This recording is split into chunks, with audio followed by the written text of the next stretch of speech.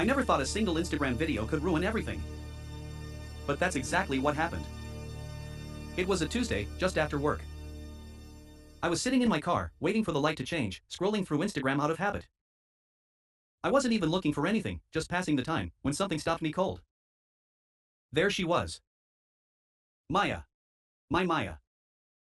I don't know why I clicked on the video at first.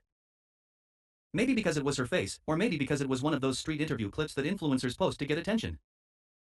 I'd seen enough of those in my time. Random people, random questions. But this one, the second I saw it, my stomach dropped. Maya, 23, female. My childhood sweetheart. My high school crush. My everything. We had been inseparable since we were 12. I had always known she was the one. I just knew. And now she was standing in front of some stranger with a microphone, a group of people around her laughing, an electric hum of night air around them. The camera zoomed in, and I could see her tipsy, her cheeks flushed, her eyes a little glassy. The influencer, a guy with spiky hair and a beanie, grinned at her like they were best friends. "So, are you single?" he asked, pointing the mic at her with that overdone smile influencers always put on. Maya blinked, taking a second too long to respond. But when she did, my heart sank. "Yeah," she said. "I'm single." I didn't hear the rest of the video. I couldn't. My phone screen blurred. It was like someone had knocked the air out of me. My mouth went dry, and for a split second, I thought I was going to pass out. She wasn't just with me, she was my girl. We had talked about marriage. We had plans. There was no single in her vocabulary. Not when she had me. I didn't know how to feel at first. I didn't want to believe it. Maybe it was some stupid misunderstanding, some innocent slip of the tongue. But deep down, I knew. I had seen her say it.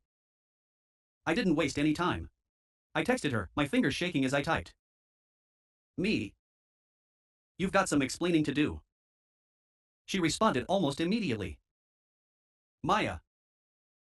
What are you talking about?" I called her. She picked up after the first ring, her voice slurring, like she'd been drinking. "What the hell was that, Maya?" I demanded as soon as she answered, trying to keep my voice steady, but I could feel the anger bubbling up. "I saw the video. You told that influencer you're single." "Why the hell would you say that?" There was a long pause on the other end of the line. I could hear her exhale, then a shaky laugh. "Babe, it's not what you think." I wasn't even thinking. I was drunk. I didn't mean it. "Drunk?" I nearly shouted. "So that makes it okay to lie about me? About us?" "It wasn't a lie, okay?" Her voice rose now, defensive. "It's just. It was a stupid question, and I was caught off guard. I didn't even." I cut her off. "So you just decided to pretend you were single for a laugh? For some random stranger on the street?" She fell silent. I could hear her breathing, a little too fast, like she knew she was losing ground. "You know what? Forget it, Maya. You've made your choice." "No, wait." She pleaded. "This is all blown out of proportion." I wasn't even thinking. I wasn't. "Yeah, clearly," I snapped. "Maybe I should have never trusted you. Maybe I should have seen this coming. You always pull this shit when you've had a few drinks. First it's the flirty texts, then it's the weird stories you tell when you're out. You think I don't know? You think I'm blind?"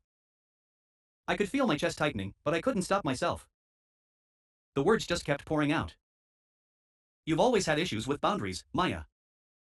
And now I'm supposed to believe you when you say this video doesn't mean anything? Maybe I'm the one who was dumb." Her voice cracked on the other end of the line. "No, don't say that. Please, don't say that. You're not dumb, I don't want to hear it. I'm done." I hung up. I didn't even think about it. I just dropped my phone onto the seat beside me and drove home in a daze, my heart pounding, the echo of her words haunting me. The next few days were hell. I couldn't escape the video. Everywhere I went, I saw the damn clip, over and over again, like a loop that wouldn't stop. Every time I closed my eyes, all I could see was her saying that word single. It felt like a betrayal, a cut so deep I didn't know how to stop the bleeding. I didn't respond to her texts. I didn't want to hear her excuses anymore. The more she tried to apologize, the angrier I got. And each apology felt more like a lie. How many times had she done this? How many times had I ignored the signs? I told myself I was done. I wasn't going to fall for her again. But then, that night, she showed up at my door. She was standing there, her face pale, her eyes red from crying. She didn't say anything at first, just stood there, holding a crumpled letter in her hand. I felt my stomach twist. My heart thudded in my chest. "What's this?" I asked, taking the letter from her. "Open it," she whispered. Inside, it was simple. A picture of us from when we were kids. I recognized the moment immediately, our first date, at the park, when we were 12. I remember her smile so clearly, how she'd shyly held my hand for the first time. I had the same picture in my wallet. We had both kept copies. But there was something else. A note. "I never stopped loving you. Not once. I was just afraid that I wasn't enough. That you deserved more. That all my mistakes would push you away. But what I'm afraid of most now is losing you, because I'm not strong enough to admit I need you." I looked up at her, my throat tight. "Maya." But she was already turning away, her back hunched in the kind of way that makes you feel like you've seen the end coming. "Goodbye, Alex," she said, and walked away. The door clicked shut behind her, leaving me standing there, holding a piece of my past in my hand. I never saw her again. Months later, I heard through the grapevine that she was engaged to someone else. I didn't know how to feel about that. A part of me wanted to be angry, but most of me just felt hollow. I couldn't blame her. She had always been the one to run when things got tough. Maybe this time, she found someone who wasn't afraid to take her on, flaws and all. The last thing I saw was another video of her. This time, she wasn't drunk, and she wasn't lying. "Yeah," she said, grinning in the sunlight. "I'm happy." And that was enough for me to know I had to let her go. Sometimes, love doesn't fix everything. Sometimes, you have to let someone walk away in order for them to find what they need. Even if it means watching them slip away and never look back. It hurt like hell. But some things, some people are just meant to stay in the past.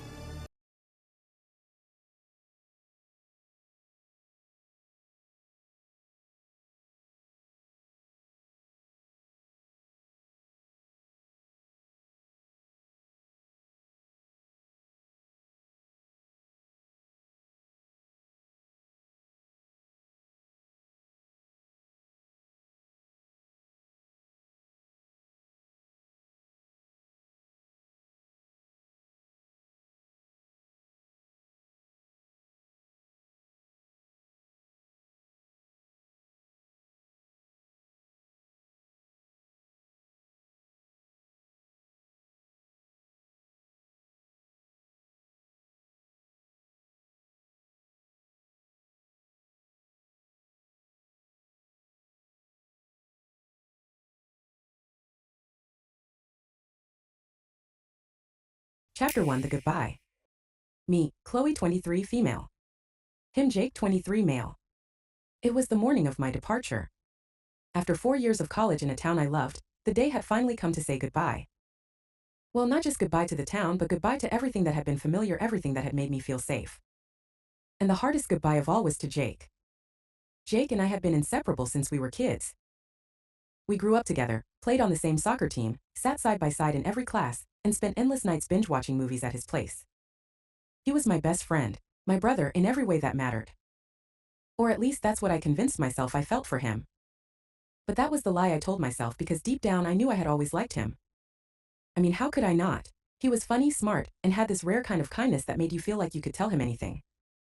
And those dimples when he smiled. Yeah, he knew what he was doing to me. But I never told him. Not once. The idea of risking our friendship for a chance at something that might ruin everything terrified me. So I kept my feelings buried. Then came the job offer, the one I'd been hoping for all through college. A marketing position at a company in Seattle. It was my dream job, but it also meant moving away from everything I knew. And that included Jake. Jake, of course, offered to help me move.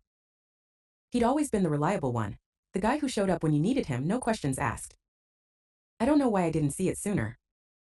He wasn't just a friend, he was the one, and that realization hit me as soon as we started packing my stuff into his car. "You sure you don't want me to make one more trip?" Jake asked, dragging a box of books out of my apartment. His shirt was slightly damp with sweat, his sleeves rolled up, and his hair was a mess from loading boxes all morning.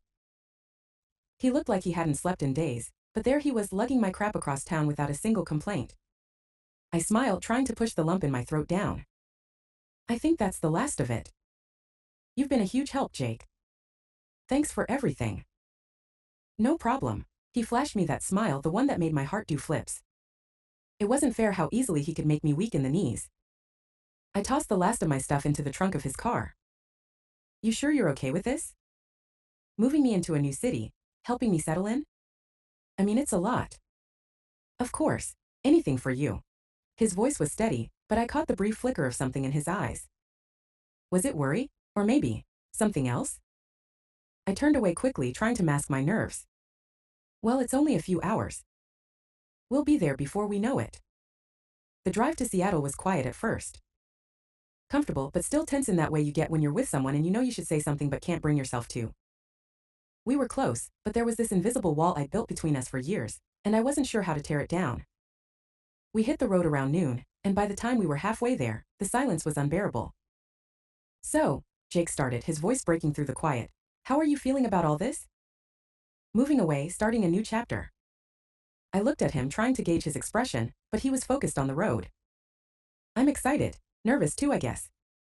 But it feels right, you know? Like this is what I'm supposed to do. It's just hard to leave everything behind.